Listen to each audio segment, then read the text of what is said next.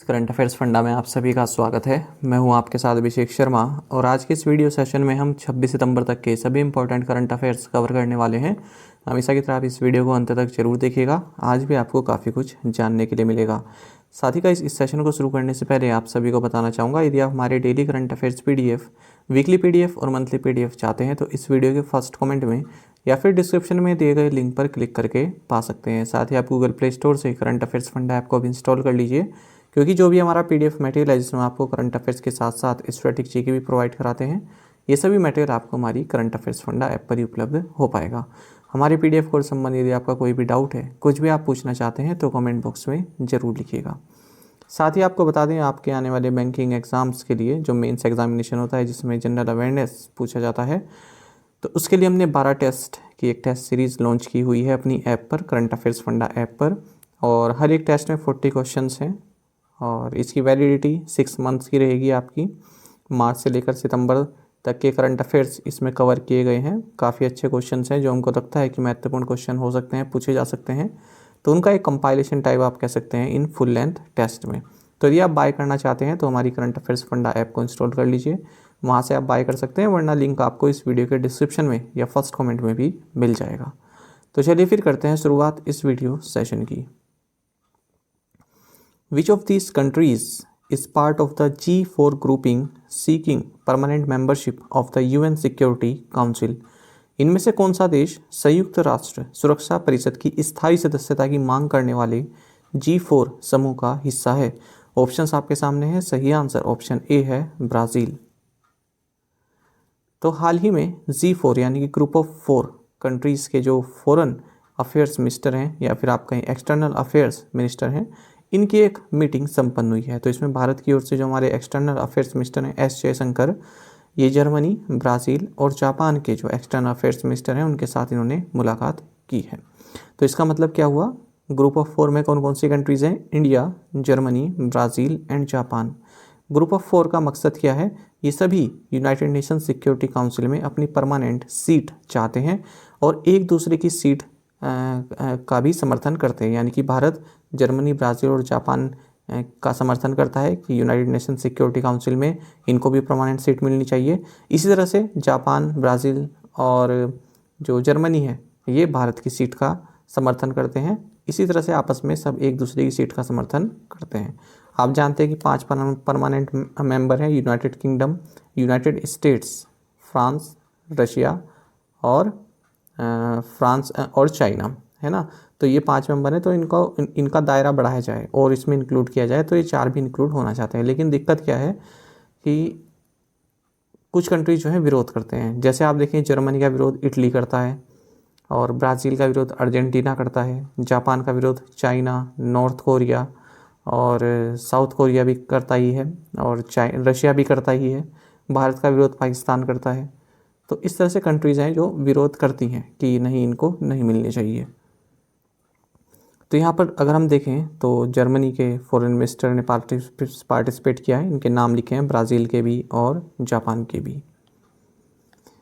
ये मीटिंग कहाँ पर हुई? तो 77 session of United nation general assembly जो न्यूयॉर्क में हुआ है, तो इसी के साथ ये मीटिंग इनकी संपन्न हुई है। With winning all 3 one-day international matches in the series against England, the Indian women's cricket team made history. How many years ago did the Indian women last win an ODI series in England? England के खिलाफ series के तीनों एक दिवसीय अंतर्राष्ट्रीय match जीतकर भारतीय महिला क्रिकेट टीम ने इतिहास रच दिया। भारतीय महिलाओं ने कितने साल पहले इंग्लैंड में आखिरी बार वनडे सीरीज जीती थी? ऑप्शंस आपके सामने है। सही आंसर ऑप्शन सी है, 23। तो देखिए, भारत की जो महिला क्रिकेट टीम है इन्होंने इतिहास रच दिया है और वनडे इंटरनेशनल सीरीज़ जो इंग्लैंड के साथ इन्होंने खेली, इसको वाइट वॉश कर दिया है, यानी कि जितने मैच थे उतने ही इंडिया ने जीते हैं। 3 मैच की सीरीज़ थी, तीनों भारत ने जीते हैं और ये कीर्तिमान हासिल किया है लॉर्ड, जिसे मेक्का ऑफ क्रिकेट बोलते हैं, लॉर्ड्स के मैदान पर। आपको बता दें, पिछली बार जब भारत ने इंग्लैंड के खिलाफ कोई सीरीज़ जीती थी इंग्लैंड में, तो इस 23 साल पहले की बात है, 1999 की। उसके बाद अब जीती है। साथ ही झूलन गोस्वामी, आप सभी जानते हैं, महत्वपूर्ण प्लेयर रही हैं विमेन क्रिकेट की, इंडियन वुमेन क्रिकेट में, और इन्होंने अपने अंतिम मैच में 2 विकेट लिए हैं और अब इन्होंने संन्यास ले लिया है। 204 वनडे इंटरनेशनल मैचेस इन्होंने खेले जिनमें 255 विकेट्स इन्होंने लिए हैं। साथ ही सबसे ज़्यादा wickets women's one day international cricket में भी इन्हीं के नाम हैं। बाकी रिकॉर्ड आप इनके यहाँ से देख सकते हैं। Who has been appointed as the director of All Indian Institute of Medical Sciences AIIMS new Delhi. Akhil Bharatiya Ayurvigyan संस्थान एम्स नई दिल्ली के निदेशक के रूप में किसे नियुक्त किया गया? ऑप्शंस आपके सामने हैं। सही आंसर ऑप्शन बी रहेगा एम श्रीनिवास। तो डॉक्टर एम श्रीनिवास इनको एम्स न्यू दिल्ली यानी कि all Indian institute of medical sciences new Delhi का डायरेक्टर अपॉइंट किया गया है। ये फिलहाल ESIC medical college and hospital Hyderabad के डीन हैं। ये रणदीप गुलेरिया को सक्सीड करेंगे। रणदीप गुलेरिया इस पोजीशन पर मार्च 2017 से हैं। विच एजेंसी कैरिड आउट ऑपरेशन मेघ चक्र? किस एजेंसी ने ऑपरेशन मेघ चक्र को अंजाम दिया है? ऑप्शंस आपके सामने हैं। सही आंसर ऑप्शन बी रहेगा CBI। तो देखिए सेंट्रल ब्यूरो ऑफ इन्वेस्टिगेशन यानी CBI इसने 20 राज्य और केंद्र शासित प्रदेशों की 56 लोकेशंस पर अलग तरह की सर्चेस की जो कि चाइल्ड पोर्नोग्राफी से संबंधित हैं या फिर उसके सर्कुलेशन से संबंधित हैं। कई सारी अरेस्ट भी इन्होंने किए जो इस तरह का मटेरियल सर्कुलेट करते हैं या फिर इस तरह के व्यापार में जो है लिप्त हैं। तो इसका नाम दिया गया है ऑपरेशन मेघ चक्र। बाकी CBI के बारे में आपको जानना चाहिए। हेडक्वार्टर्स न्यू दिल्ली में है। इसका मोटो है industry, impartiality, integrity. Subodh Kumar Jaiswal इसके डायरेक्टर जनरल हैं। ये आगे डायरेक्टर जनरल लिखा हुआ है, ये 2 बार सुबोध कुमार जायसवाल गलती से लिखा गया। डायरेक्टर जनरल है Subodh Kumar Jaiswal. Who has been appointed as the executive director and CEO of Britannia? Britannia के कार्यकारी निदेशक और CEO के रूप में किसे नियुक्त किया गया है? ऑप्शंस आपके सामने हैं। सही आंसर ऑप्शन सी रहेगा रंजीत कोहली। तो देखिए ब्रिटानिया इंडस्ट्रीज बोर्ड ने अनाउंस किया है कि रंजीत कोहली हमारे एग्जीक्यूटिव डायरेक्टर एंड CEO बनाए जाते हैं 26 सितंबर 2022 से। साथ ही वरुण बेरी इनको भी एलिवेट किया गया है। ये अब executive vice chairman and managing director बनाए गए हैं ब्रिटानिया के। Who has been appointed as the new chairman and MD of RailTel? RailTel के नए अध्यक्ष और MD के रूप में किसे नियुक्त किया गया? ऑप्शंस आपके सामने है। सही आंसर ऑप्शन बी रहेगा संजय कुमार। तो संजय कुमार यहाँ पर RailTel corporation of India limited के चेयरमैन एंड मैनेजिंग डायरेक्टर के तौर पर नियुक्त किए गए हैं। आपको जानना चाहिए जो ये रेलटेल है ये इंडियन रेलवेज को ब्रॉडबैंड, VPN और जो भी कम्युनिकेशन सर्विसेज होती हैं वो प्रोवाइड कराता है। रेलटेल की स्थापना सितंबर 2000 में हुई थी। Who has been elected as hockey India president? Hockey India के अध्यक्ष के रूप में किसे चुना गया? ऑप्शंस आपके सामने है। सही आंसर ऑप्शन ए रहेगा दिलीप तिर्की। तो दिलीप तिर्की ये फॉर्मर इंडियन हॉकी कैप्टन है और 1998 एशियन गेम्स में हमारी भारतीय टीम ने जो गोल्ड मेडल जीता था उस टीम का भी हिस्सा रहे। इनको हॉकी इंडिया का प्रेसिडेंट यूनानिमसली नियुक्त कर लिया गया यानी कि निर्विरोध इनको चुना गया है। आपको बता दें पहली बार ऐसा हुआ है जब कोई फॉर्मर स्पोर्ट्स पर्सन और ओलंपियन इस पद पर पहुंचा है, हॉकी इंडिया प्रेसिडेंट बना है। अगर हम दिलीप तिर्की की बात करें तो 412 इंटरनेशनल मैचेस इन्होंने खेले हैं डिफेंडर के रूप में अपने कैरियर में और भारत को इन्होंने Atlanta Olympic games 1996, Sydney Olympic game 2000 और एथेंस ओलंपिक गेम्स 2004 में भारत को रिप्रेजेंट किया है। Hockey India headquarters new Delhi में, इसकी स्थापना 20 मई 2009 को हुई थी। Dilip Asbe has been reappointed as MD and CEO of which agency? Dilip Asbe को किस एजेंसी के MD एंड CEO के रूप में फिर से नियुक्त किया गया है? ऑप्शंस आपके सामने हैं। सही आंसर ऑप्शन ए रहेगा NPCI। तो NPCI national payments corporation of India के शेयर होल्डर्स ने इस बात को अप्रूव कर दिया है कि दिलीप अस्बे को NPCI का managing director and chief executive officer फिर से रीअपॉइंट किया जाता है अगले 5 साल के लिए। आपको बता दें साल 2018 में इन्होंने अभय प्रसाद होता से ये चार्ज लिया था, NPCI के MD एंड CEO का चार्ज लिया था। NPCI की बात करें तो साल 2008 में इसकी स्थापना हुई थी और हमारे देश में जितना भी retail payment and settlement system होता है इन सर्विसेज के द्वारा, जैसे RuPay card, IMPS, UPI, Bhim, NETC, FASTag, Bharat bill pay, तो इनके थ्रू जितना भी पेमेंट होता है ना, जो भी retail payment and settlement system होता है, तो उसको ऑपरेट कौन करता है? एनपीसीआई, एक अम्ब्रेला ऑर्गेनाइजेशन है NPCI. World pharmacist day celebrate on which day every year? विश्व फार्मासिस्ट दिवस हर साल किस दिन मनाया जाता है? ऑप्शंस आपके सामने है, सही आंसर ऑप्शन सी रहेगा, सितंबर 25।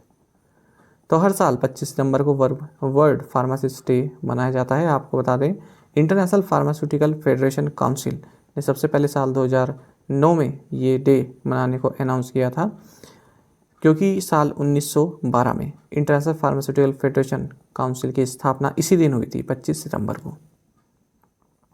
इस बार इसका थीम है pharmacy united in action for a healthier world. Which city is home to the most number of rich individuals in India as per recently published IIFL wealth Hurun India rich list 2022।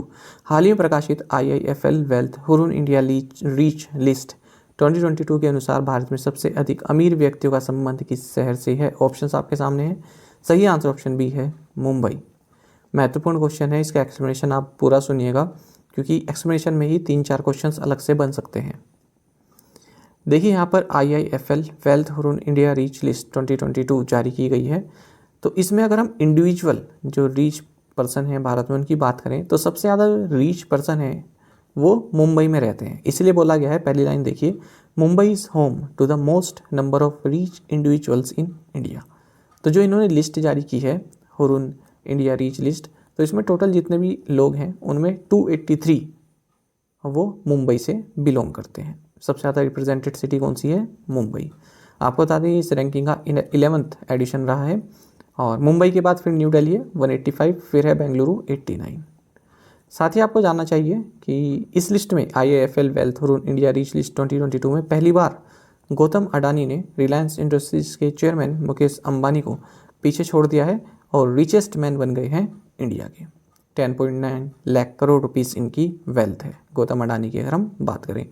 साथ ही हमने देखा था, Bloomberg ने हाल ही में बताया था कि ये वर्ल्ड के सेकंड रिचेस्ट पर्सन बन गए हैं एलन मस्क के बाद। एलन मस्क से पीछे हैं दूसरे रिचेस्ट पर्सन है।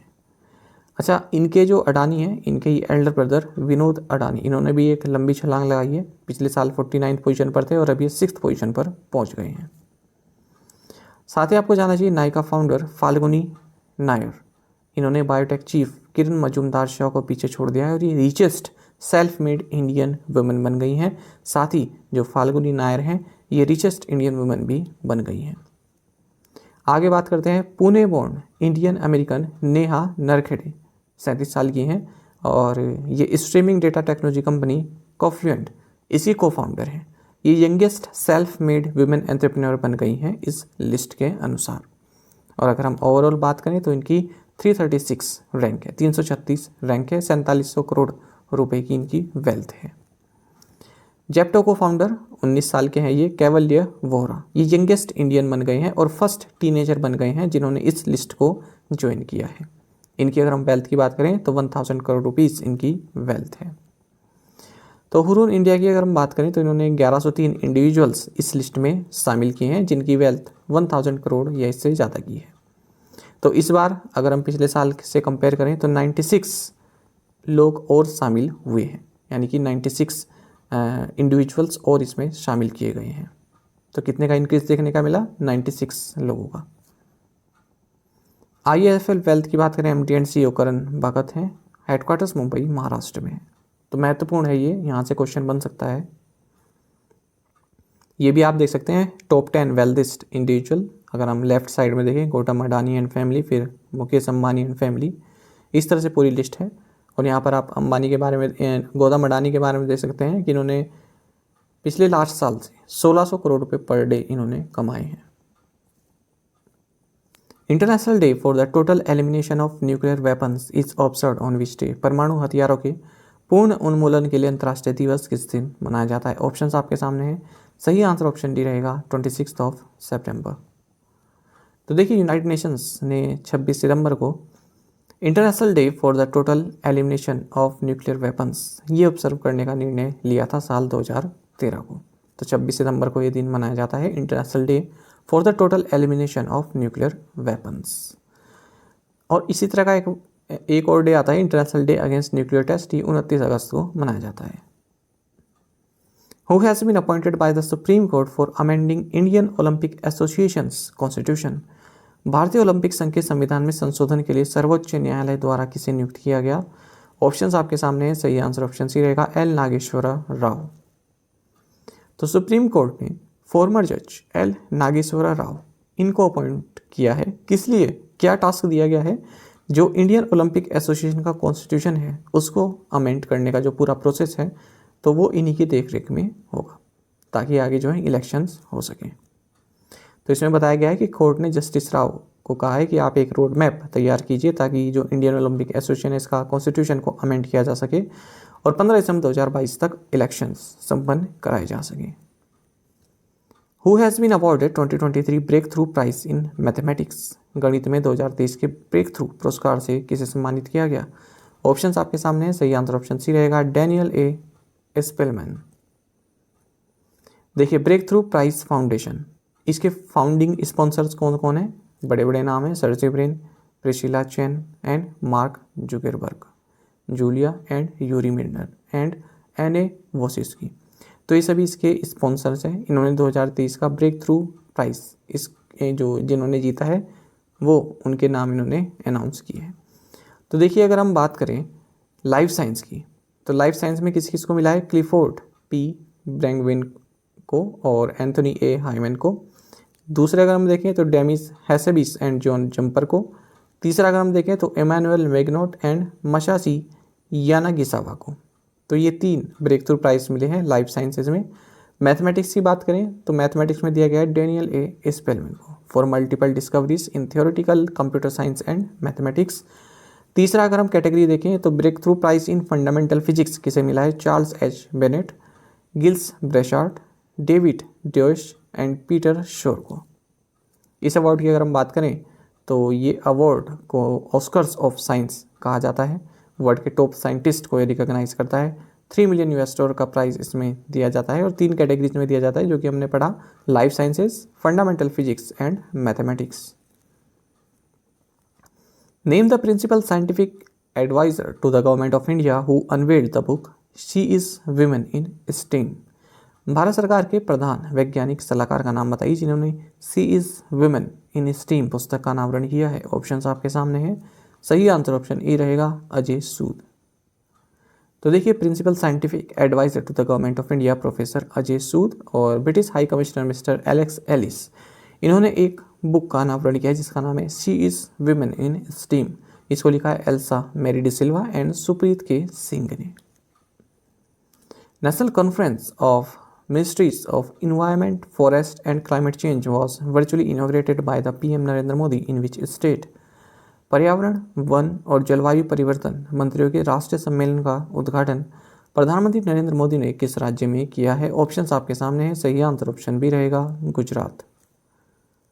तो national conference of ministers of environment, forest and climate change ये एकता नगर गुजरात में संपन्न हुआ है।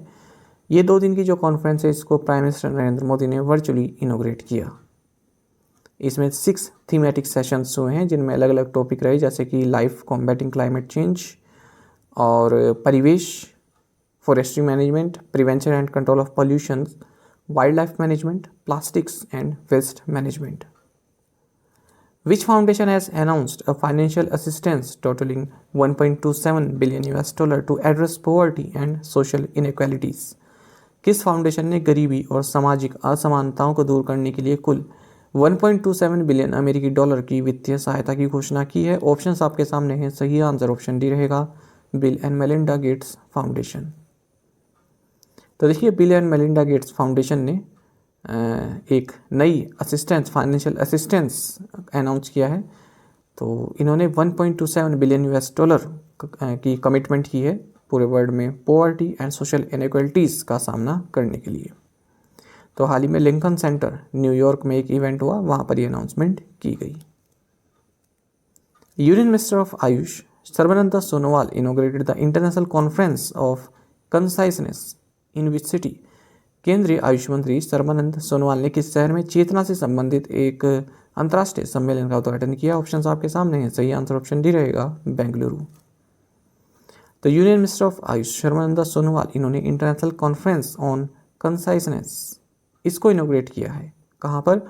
National institute of mental health and neuro sciences यानी कि NIMHANS बेंगलुरु में।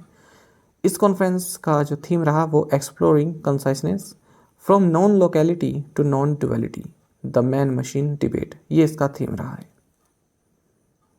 इस कॉन्फ्रेंस को इंडियन फाउंडेशन और NIMHANS द्वारा ऑर्गेनाइज किया गया। Which bank has boosted the capital of its branches within India by 3,000 crore rupees as the bank looks to expand its India business? किस बैंक ने भारत के भीतर अपनी शाखाओं की पूंजी में 3,000 करोड़ रुपए की वृद्धि की है, क्योंकि यह बैंक अपने भारत के कारोबार का विस्तार करना चाहता है? ऑप्शन आपके सामने है, सही आंसर ऑप्शन बी रहेगा MUFG बैंक। MUFG बैंक की अगर हम बात करें तो जापान का लार्जेस्ट बैंक है और इसने भारत में जो इसकी ब्रांचेस हैं उनमें 3,000 करोड़ रुपए इन्फ्यूज़ किए हैं, यानी कि डाले हैं। क्यों? क्योंकि ये भारत में अपना बिजनेस एक्सपेंड करना चाहता है। और इसी के साथ ये जो 3,000 करोड़ रुपए इसने डाले हैं, इसी के साथ जो MUFG बैंक है भारत में, इसकी टोटल कैपिटल 5,207 करोड़ रुपीस हो गई है। Which insurer roped in Rohit Sharma and Ritika Sajdeh as brand ambassadors? Rohit Sharma और रितिका सचदे को ब्रांड एम्बेसडर के रूप में किस बीमाकर्ता ने चुना? ऑप्शंस आपके सामने है, सही आंसर ऑप्शन ए रहेगा मैक्स लाइफ इंश्योरेंस। तो मैक्स लाइफ इंश्योरेंस ने Indian men's cricket team captain और स्टार प्लेयर रोहित शर्मा और उनकी वाइफ रितिका सचदे को नया ब्रांड एम्बेसडर चुना है। 2 साल का ये पार्टनरशिप एग्रीमेंट है। बाकी मैक्स लाइफ इंश्योरेंस संबंधित हम कई सारे करंट अफेयर्स हाल ही में पढ़ते आए हैं। Which bank has received the RBI's approval to open a special Vostro account with Gazprom Bank of Russia for trade settlement in Indian rupees? भारतीय रुपये में व्यापार निपटान के लिए रूस के गैज़प्रोम बैंक के साथ एक विशेष वोस्ट्रो खाता खोलने के लिए किस बैंक को RBI की मंजूरी मिली है? ऑप्शन आपके सामने है, सही आंसर ऑप्शन ए है यूको बैंक। तो देखिए पब्लिक सेक्टर लेंडर है यूको बैंक, इसने रिजर्व बैंक ऑफ इंडिया से एक अप्रूवल प्राप्त कर लिया है जिसके तहत इंडियन रुपीज़ में ट्रेड सेटलमेंट करने के लिए ये गैज़प्रोम बैंक जो कि रशिया का बैंक है यहाँ पर एक स्पेशल वोस्ट्रो अकाउंट ओपन कर सकता है। आपको बता दें कि ये पहला बैंक रहेगा जिसे रिजर्व बैंक ऑफ इंडिया से इस तरह का अप्रूवल मिला है कि आप वोस्ट्रो अकाउंट खोल सकते हैं किसी फॉरेन बैंक में, क्योंकि जुलाई के महीने में RBI ने अलाउ कर दिया था इंडियन बैंक्स को कि आप रुपीज़ में जो ट्रेड सेटलमेंट कर सकते हैं। यूको बैंक के बारे में बात करें, हेडक्वार्टर्स कोलकाता में, MD and CEO Soma Sankara Prasad हैं, टैगलाइन है honours your trust. American actress Ashley Louise Fletcher who died recently had won an Academy Award for Best Actress in a Leading Role in which year? अमेरिकी अभिनेत्री Estelle Louis Fletcher जिनका हाल ही में निधन हो गया ने किस वर्ष एक प्रमुख भूमिका में सर्वश्रेष्ठ अभिनेत्री का अकादमी पुरस्कार जीता था? ऑप्शंस आपके सामने, सही आंसर ऑप्शन सी रहेगा 1976। देखिए जितने भी इंडियन न्यूज़पेपर्स हैं उन सब ने ये स्टोरी कवर की हुई है, इसलिए महत्वपूर्ण है क्योंकि ये काफ़ी महत्वपूर्ण पर्सनैलिटी ये रही है। देखिए अमेरिकन एक्ट्रेस रही एस्टेले लुइस फ्लेचर, इनका 88 की एज में निधन हो गया है। आपको बता दें इन्होंने नर्स रैशेट के किरदार को निभाया था किसमें? 1975 की एक फिल्म है one flu over the cuckoos nest, इसमें। और इसके लिए इन्हें एकेडमी अवार्ड मिला था 1976 में best actress in leading role category में। 1976 में ये अवार्ड इनको दिया गया। और आपको बता दें इसी अवार्ड के साथ, एकेडमी अवार्ड के साथ ही ये 3rd वुमेन बन गई जिन्होंने एक ही परफॉर्मेंस के लिए एकेडमी अवार्ड भी जीता, बाफ्ता अवार्ड भी जीता और गोल्डन ग्लोब अवार्ड भी जीता। Who release the book title सबका साथ सबका विकास सबका विश्वास? Prime minister Narendra Modi speaks. सबका साथ सबका विकास सबका विश्वास प्रधानमंत्री नरेंद्र मोदी स्पीक्स नामक पुस्तक का विमोचन किसने किया है? ऑप्शंस आपके सामने है, सही आंसर ऑप्शन डी है M वेंकैया नायडू। तो प्राइम मिनिस्टर नरेंद्र मोदी की कुछ सिलेक्टेड स्पीचेस का कलेक्शन यहाँ पर किया गया है, उसको रिलीज़ किया गया है आकाशवाणी भवन न्यू दिल्ली में।